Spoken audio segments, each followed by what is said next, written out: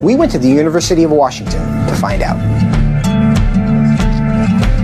Are you aware of the debate happening in Washington State around the ability to access bathrooms, locker rooms, spas based on gender identity and gender expression?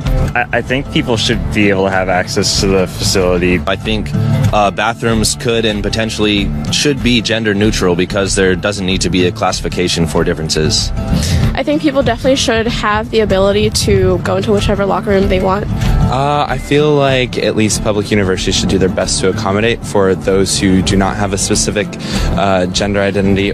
You know, whether you identify as male or female and whether your sex at birth is matching to that, you should be able to utilize the resources. So if I told you that I was a woman, what would your response be? Good for you. Okay, like, yeah.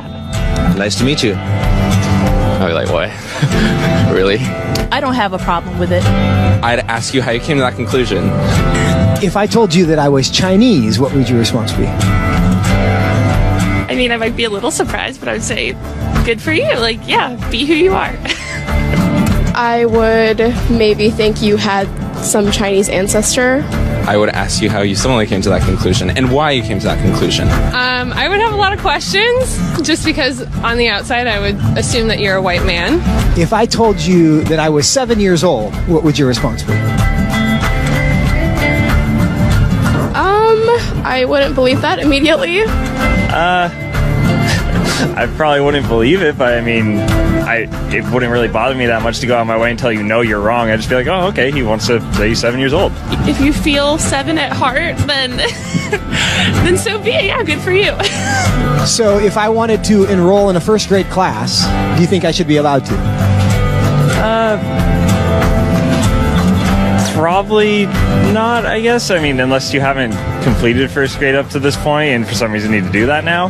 If that's where you feel like mentally you should be, then I feel like there are communities that would accept you for that. I would say so long as you're not hindering society and you're not causing harm to other people, I feel like that should be an okay thing. If I told you I'm 6 feet 5 inches, what would you say? That I would question. Why? Because you're not. No, I don't think you're 6'5". If you truly believed you're 6'5", I don't think it's harmful. I think it's fine if you believe that. It doesn't matter to me if you think you're taller than you are. So you'd be willing to tell me I'm wrong? I wouldn't tell you you're wrong. No, but I say that I don't think that you are. I feel like that's not my place as like another human to say someone is wrong or to draw lines or boundaries. No, I mean, I wouldn't just go like, oh, you're wrong, like that's wrong to believe in it, because I mean, again, it doesn't really bother me what you want to think about your height or anything. So I can be a Chinese woman. You sure. But I can't be a 6'5" Chinese woman. Yes. If you thoroughly debated me or explained why you felt that you were 6'5", I feel like I would be very open to saying that you were 6'5", or Chinese, or a woman. It shouldn't be hard to tell a 5'9" white guy that he's not a 6'5" Chinese woman. But clearly it is. Why? What does that say about our culture? And what does that say about our ability to answer the questions that actually are difficult?